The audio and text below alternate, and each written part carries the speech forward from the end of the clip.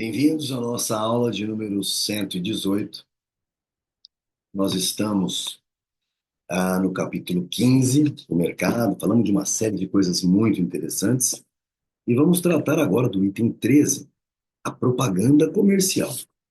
Vamos tratar desse item, como sempre estamos fazendo ao longo do curso, através, obviamente, da leitura no PDF. São exatamente três folhas e meia. Mas eu quero que prestem muita atenção, porque esse capítulo, além de tratar muito claramente do papel da propaganda comercial, do marketing no mercado, seu papel muito importante, ele, de quebra, trata de propaganda política, religiosa, filosófica, mas ele dá uma pincelada ainda sobre a mania que a gente tem de querer que o governo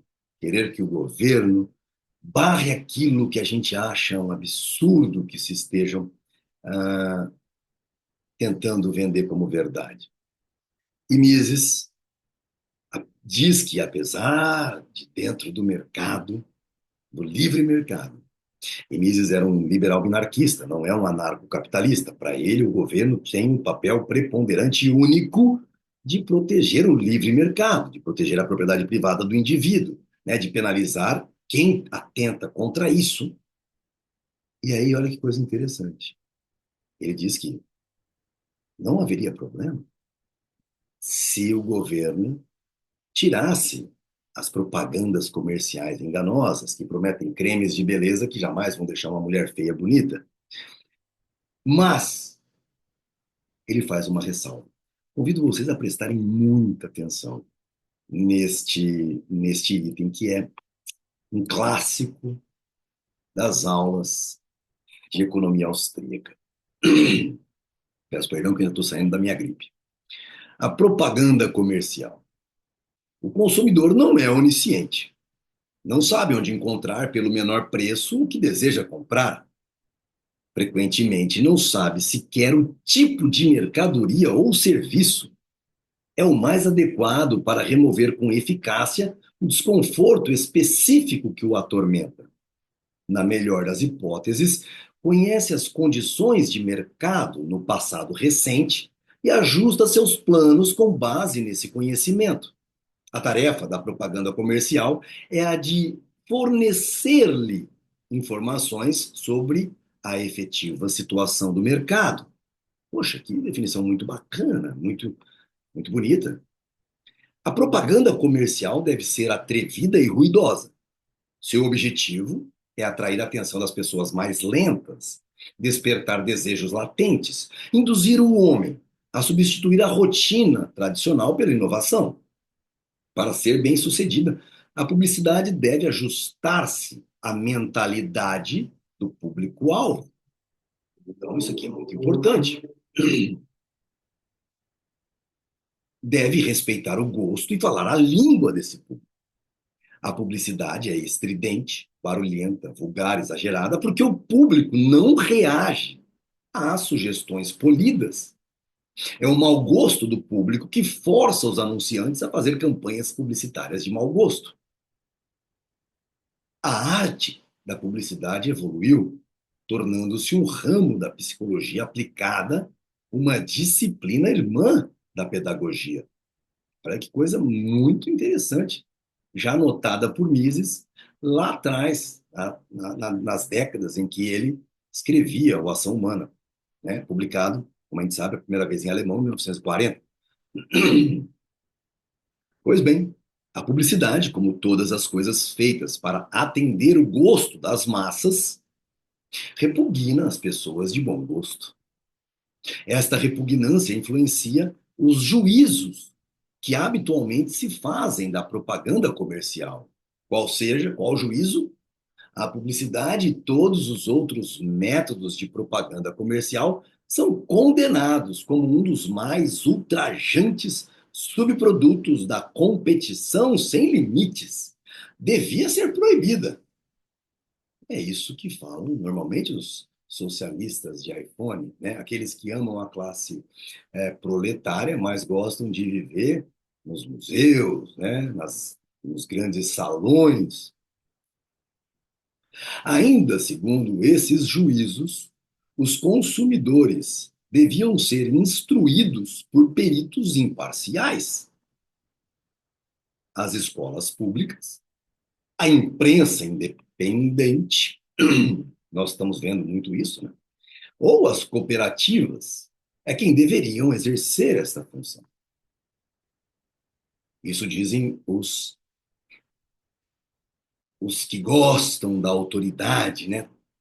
Cerceando o direito das pessoas de falarem e apresentarem-se ou seus produtos como se queira. Restringir o direito do homem de negócios de anunciar seus produtos seria o mesmo que restringir a liberdade dos consumidores de gastar sua renda de acordo com seus desejos e necessidades.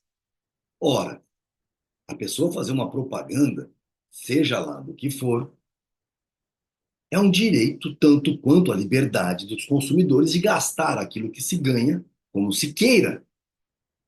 Impedir-lhes-ia de conhecer, tanto quanto podem e desejam, a situação do mercado e as condições que possam considerar relevantes ao escolher o que comprar e o que não comprar. Então, restringir o direito do homem de negócios de anunciar seus produtos, seja eles o que for, impedir-lhes-iam os consumidores de conhecer, tanto quanto possível e desejável, a situação de mercado e as condições que esses consumidores possam considerar relevantes ao escolher o que comprar e o que não comprar.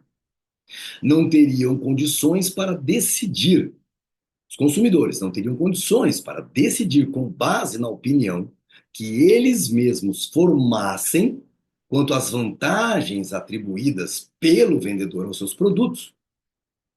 Seriam forçados a agir com base na recomendação de outras pessoas. É provável que, seguindo essas recomendações, deixassem de cometer alguns erros, mas os consumidores individuais estariam agora sob a tutela de guardiões. Se a publicidade não for restringida, os consumidores estarão, por assim dizer, então, se a publicidade for livre, desimpedida, né? Não tiver nenhuma agência reguladora para dizer se uma propaganda é ética ou não, uma besteira que somente pessoas influenciadas por dogmas socialistas e totalitários acreditam ser necessárias. Ora, se a publicidade não for restringida, os consumidores estarão, por assim dizer, na posição de um júri que se informa sobre o caso, ouvindo as testemunhas e examinando diretamente todos os outros elementos de prova. Se, por outro lado, a publicidade for restringida, estarão na posição de um júri ao qual um funcionário relata o resultado do seu próprio exame dos elementos de prova. Ou seja, conselhos de classe normalmente fazem isso. Dentre eles, o Cresce, quando você vai fazer propaganda dos imóveis, para complementar a venda, tem que ter a posição, por exemplo, de um corretor de imóvel credenciado, né, no conselho de classe.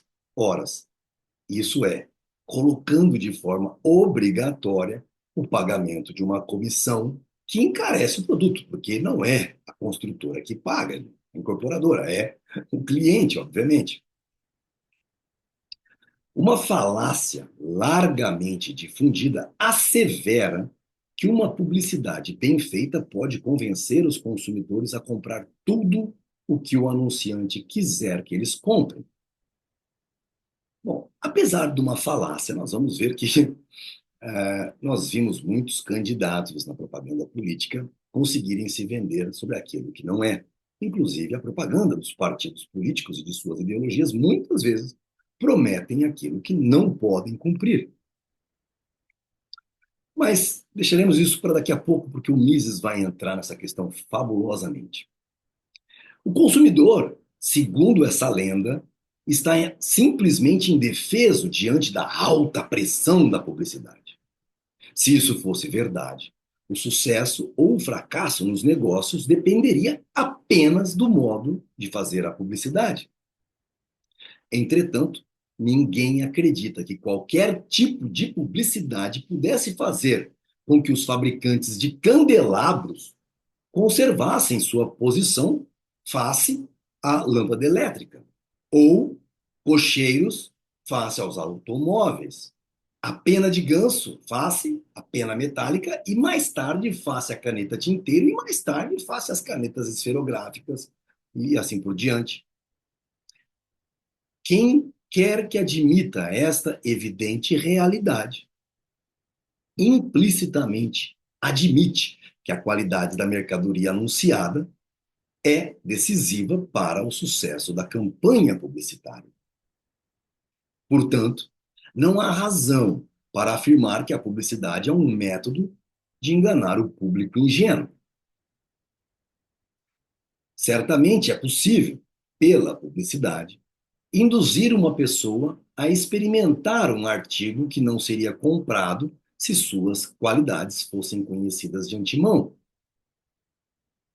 Mas, na medida em que todas as firmas concorrentes tenham acesso à publicidade, e de forma homogênea e livre, e não, num exemplo tosco aqui, mas quando o TSE não deixa alguém falar alguma coisa numa campanha, independentemente do que ele julgue como verdade ou não, ou seja, as publicidades, então, sendo cerceadas por alguma razão, como, vou dizer aqui, as propagandas de bebidas e cigarro, que podem, obviamente, saltar aos olhos.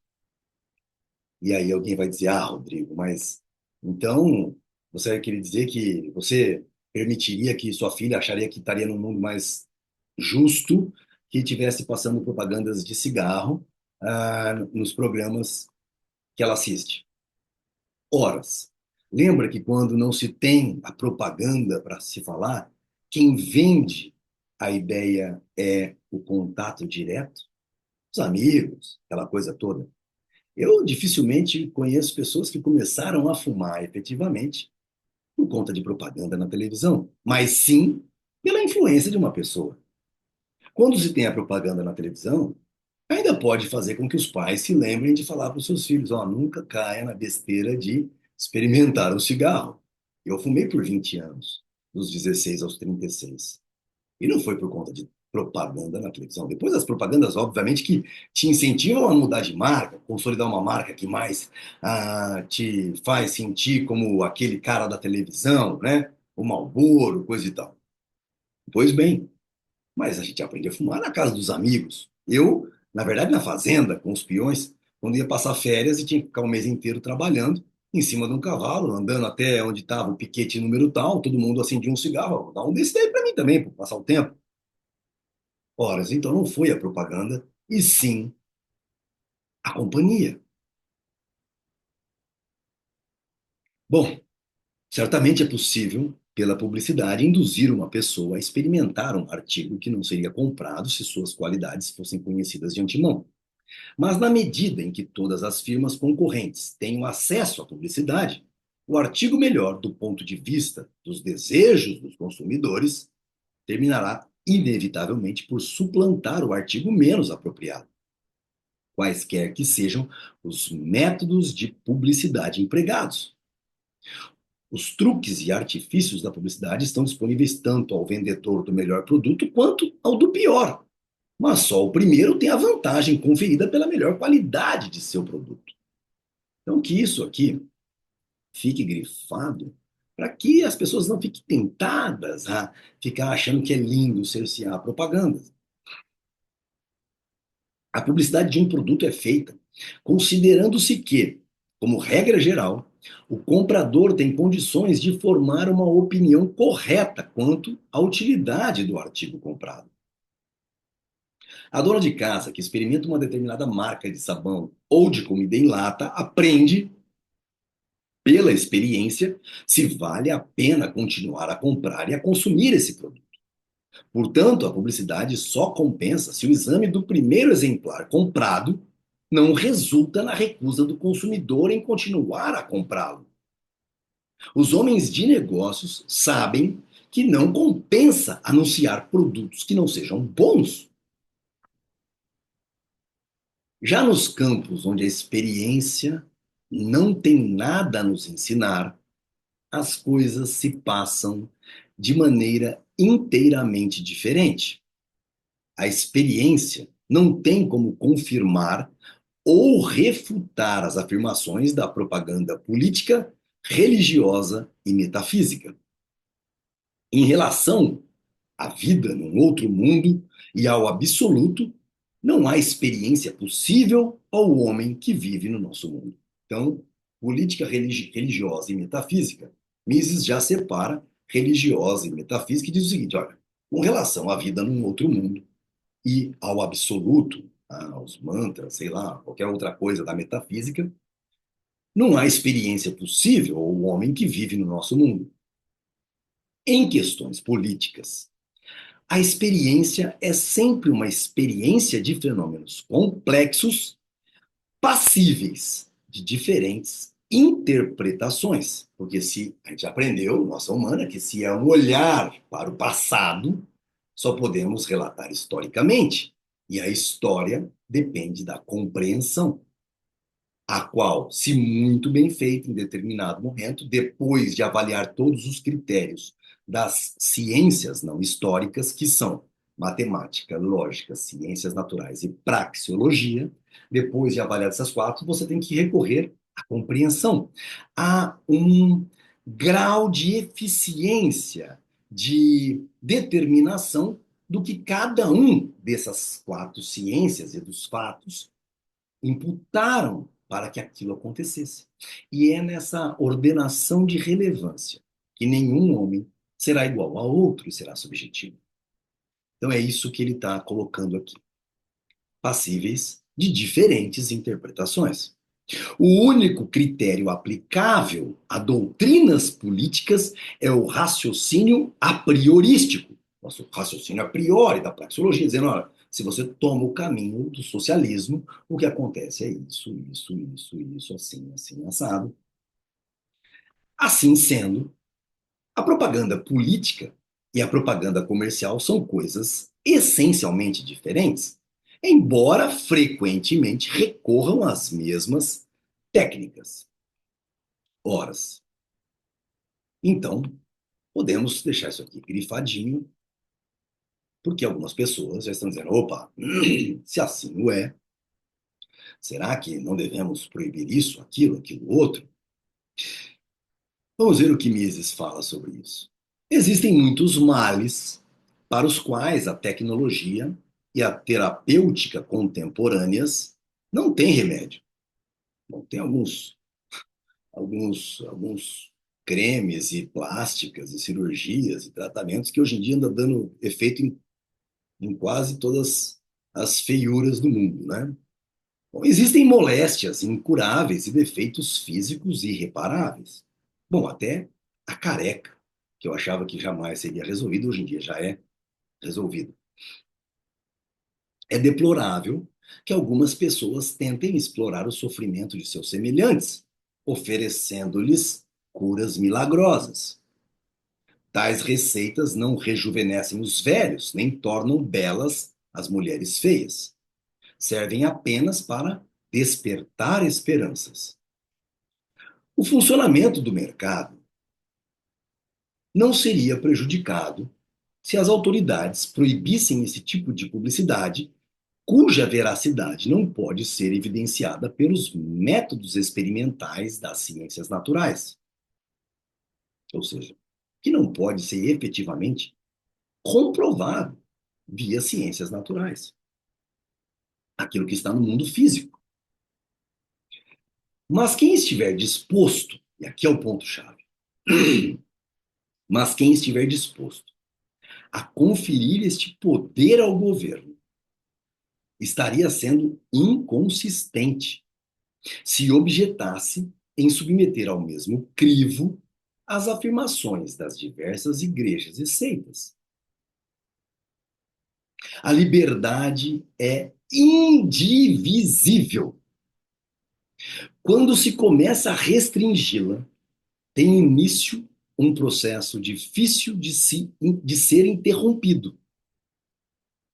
Se atribuirmos ao governo a tarefa de fiscalizar a veracidade dos anúncios de perfume e de pasta de dente, não poderemos contestar-lhe o direito de fiscalizar a veracidade de questões muito mais importantes no campo da religião, da filosofia e da ideologia social. Pessoal, é de suma importância eu grifar tudo isso aqui, e vocês também, é de uma outra cor, sei lá, roxo, que seja, porque é importante para a gente, efetivamente,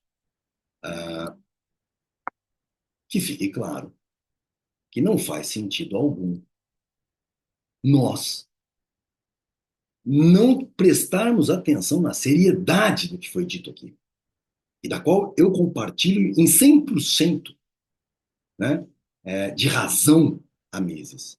Não existe tal coisa como a liberdade chega até aqui, né? Horas.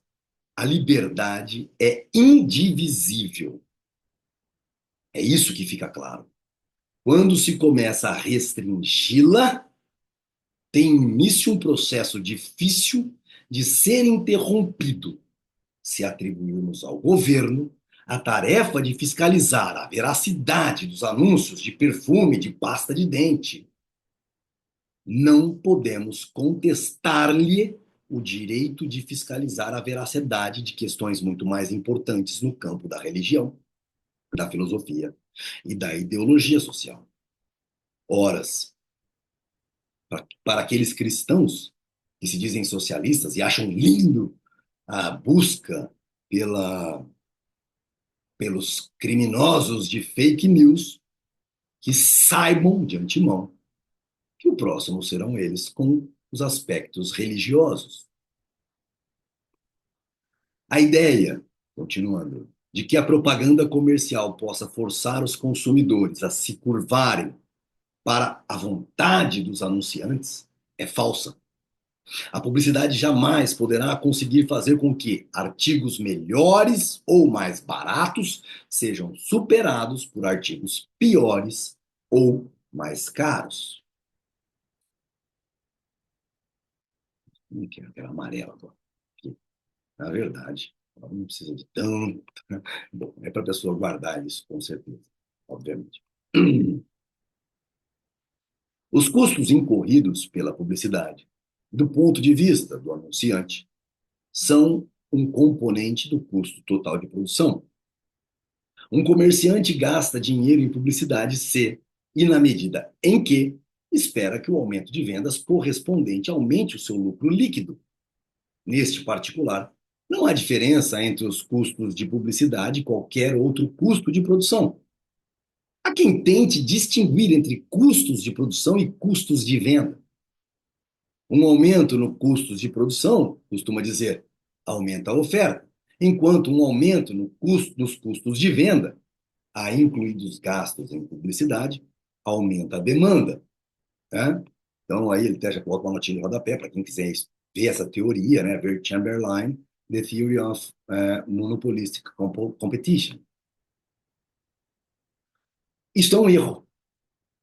Todos os custos de produção são feitos com a intenção de aumentar a demanda. Se o fabricante de caramelos emprega matéria-prima de melhor qualidade, seu objetivo é aumentar a demanda. Da mesma maneira que quando escolhe uma embalagem mais atraente, quando decora suas lojas de uma forma mais acolhedora, ou quando gasta mais em publicidade. Ao aumentar o custo de produção por unidade produzida, O objetivo é sempre aumentar a demanda.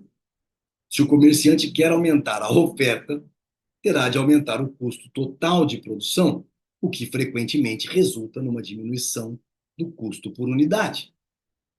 Veja bem, se o comerciante quer aumentar a oferta, terá de aumentar o custo total de produção, o que frequentemente resulta numa diminuição do custo por unidade. Então, muitas vezes, a menos que essa oferta suplante toda a demanda do mercado, essa produção a maior com custo mais barato promove um lucro líquido maior também. Nós encerramos aqui essa nossa aula 118 com o seguinte pensamento importante: não podemos permitir, seja qualquer que for o ponto a ser discutido, o cerceamento da liberdade de expressão, da liberdade de propaganda, da liberdade de se disseminar fake news.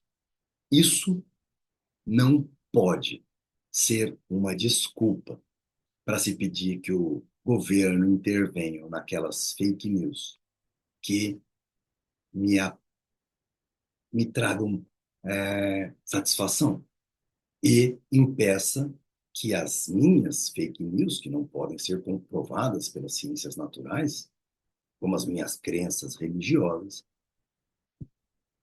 não sejam cerceadas. Guardem isso, pessoal. O que Mises colocou.